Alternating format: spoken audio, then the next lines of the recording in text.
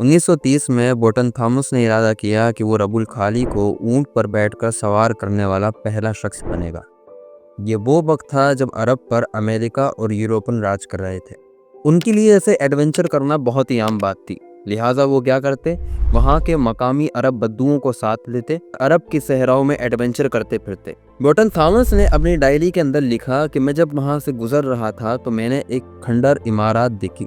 جب میں نے اپنے بدو گائیڈ سے پوچھا تو اس نے مجھے بتایا کہ یہاں پہ ایک ارم نام کا شہر آباد ہوا کرتا تھا جس پر عذاب الہی آیا تھا۔ تو دوسری طرف 1948 کے اندر عمان کا ایک جیولوجیکل گروہ زمین پر سروے کر رہا تھا، اور اپنے سروے کے دوران وہ ایش شیشن پہنچے جہاں انہیں دور سے ایک سفید عام دیوار نظر آئی، لیکن جب وہ قریب گئے تو ان کو معلوم ہوا کہ وہ دراصل کوئی عام مینار نہیں، وہ زمین کے اندر آدھا دھسا ہوا ایک ٹیلا یا ایک مینار تھی جسے ہوا نے ریت میں چھپا لیا تھا۔ اس وقت اس گروہ میں موجود ایک شخص نے اپنی ڈائری میں یہ الفاظ لکھے، یہاں دور دور تک کوئی انسان اور کسی کی کوئی آبادی نہیں ہے، بس بہت پرانے قلعے کے باقیات یہاں پر موجود ہے۔ اس کے بعد اگلے 35 سال تک یہاں پر بہت سے لوگ آتے رہے اور یہاں پہ الگ الگ طریقے کی ریسرچ کرتے رہے، جن میں سے ایک شخص جس کا نام نیکولس کولیپ تھا، اس نے اپنی رپورٹ میں لکھا اس پرانے قلعے کے نیچے ارم کا شہر مل سکتا ہے۔ جب اس قلعے کی کاربن ڈیٹنگ کی گئی تو مایوسی ہاتھ آئی، کیونکہ یہ قلعہ 400 سال سے زیادہ پرانا نہیں تھا، لیکن نیکولس کولیپ ہمت نہیں ہارا۔ اس نے اپنی جیب سے خرچہ کیا اور یونیورسٹی آف کیلیفورنیا پہنچا، جہاں اس نے یونانیوں کے ہاتھ کے 2000 سال پرانے ہاتھوں سے بنے ہوئے نقشے نکالے، اور نہ کہ صرف اتنا ہی، اس نے ناسا کی بھی اس کے اندر مدد کی اور اس کی محنت رنگ لائی۔ ہونے والی دریافت واقعی حیران کن تھی۔ اوپر والا قلعہ واقعی زیادہ پرانا تو نہیں تھا، لیکن اس قلعے کے نیچے دفن بہت سارے مزید ٹاورز اور قلعے نظر آ رہے تھے، لیکن ایک مسئلے کے ساتھ، کیونکہ جب ان کی کاربن ڈیٹنگ کی گئی تو پتہ لگا کہ یہ قلعے اور یہ عمارات بھی 2000 سال سے زیادہ پرانے نہیں ہیں۔ اس کے بعد جب سیٹلائٹ سے اس پر غور و فکر کیا گیا تو معلوم پڑا کہ اس قلعے کے نیچے ایسے کئی سارے نشانات نظر آ رہے تھے، ایسا لگ رہا تھا جیسے یہاں پہ لکڑی والے رتھ چلتے ہو۔ اب اتنی گہرائی کے لیے، اس گہرائی تک پہنچنے کے لیے بہت سارے پیسوں کی ضرورت تھی، جو کہ نیکولس کولیپ کے پاس اب اتنے پیسے نہیں بچے تھے، اور مرتے دم تک نیکولس کولیپ اس کے لیے کوشش کرتا رہا۔ بالآخر وہ بنا کسی نتیجے کے اس دنیا سے چلا گیا، لیکن جاتے جاتے وہ اپنی دریافت کو ایک نام ضرور دے گیا، اٹلانٹس آف دا سینڈ، ریت کا گمشدہ شہر۔ میں یہ ساری باتیں آپ کو کیوں بتا رہا ہوں؟ کیونکہ نیکولس کولیپ جس شہر کی تلاش کر رہا تھا، یہ کوئی اور شہر نہیں، یہ وہی گمشدہ شہر تھا۔ اس کا اللہ تعالیٰ نے قرآن مجید کے اندر کچھ ان الفاظ میں ستونوں والا ایک خوبصورت سا شہر، جسے آج سے تقریباً 3500 سال پہلے دیو ہیکل نام کی قوم نے تعمیر کیا تھا، ایک ایسا شہر جہاں پر مصنوعی جنت بھی بنائی گئی تھی۔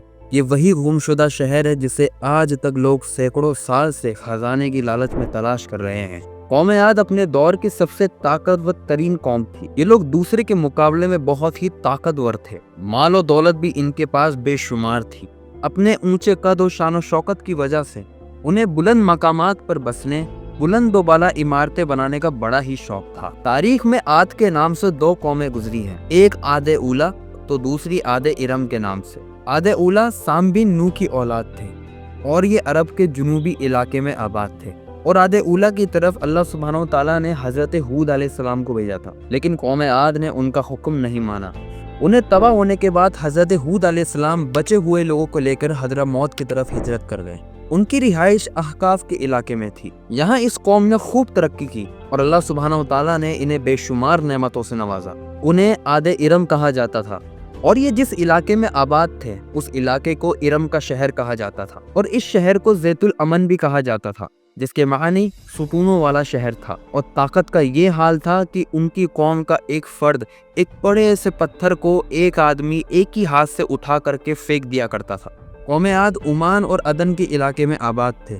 ان میں سے 2 بادشاہ طاقتور ترین بادشاہ بنے، جن میں سے ایک کا نام شدید اور دوسرے کا نام شداد تھا۔ شدید کی موت کے بعد اس کا بھائی شداد تخت نشین ہوا۔